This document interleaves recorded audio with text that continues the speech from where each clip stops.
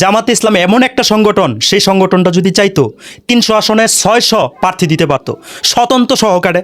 মানে মাথা জামাত জামাত করতে করতে মাথার যে কী অবস্থা হয়েছে একমাত্র আল্লাহ পাক রব্বুল আলামিনই ভালো জানে। বাংলাদেশে আসনই হয়েছে 300, সেখানে 600 প্রার্থী দিতে পারতো। এতই যদি প্রার্থী দিতে পারতো, এখন পর্যন্ত তো 300 আসনে তারা প্রার্থী এই জীবনে কোনো সময় দিতে পারে নাই। মানে তাদের ভক্তি করতে করতে ব্যালেন্স শেষ হয়ে গেছে। কি বলতেছে না বলতেছে, আগা নাই গুড়া নাই, কিচ্ছু নাই।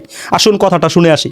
দেখেন 300 আসনের 600 প্রার্থী দেওয়ার ক্ষমতা ছিল জামাতের, কিন্তু জামাত 300 আসনে পুরোপুরি এই ফাইলিং এর 11 দলীয় জোটের তো 600 প্রার্থী জমা দিয়েছে। মানে না, এখন মানে এটাকে 300 তে আনতে হচ্ছে। জামাত একমাত্র দল, তাদের যে পরিমাণ জামাত একমাত্র দল, তাদের যে পরিমাণে সাপোর্টার আছে, যে পরিমাণে তাদের জনপ্রিয়তা আছে, পুরো বাংলাদেশে 300 আসনের জায়গায় 600 প্রার্থী দিতে পারবো। আপনারা এটা জানেন? এই যে হুনেন, না জানলে আজকে হুনেন, হুইনা তারপরে জানেন। আছে প্রার্থী আছে, তারা 600 জন দিতে পারতো, মানে স্বতন্ত্র 600 জন প্রার্থী দিতে পারতো, কিন্তু তার স্বতন্ত্র সহকারে 600 জন দিতে পারতো।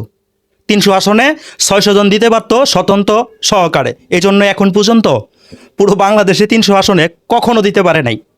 পাশে দিতে যদি দিতে পারে, আর আপনার যদি জানা থাকে তাহলে আপনি কমেন্টে লেখা জানাই দিবেন আপনারা তারা কোন সময়ে কখন পুরো বাংলাদেশে 300 আসনে প্রার্থী দিছিল।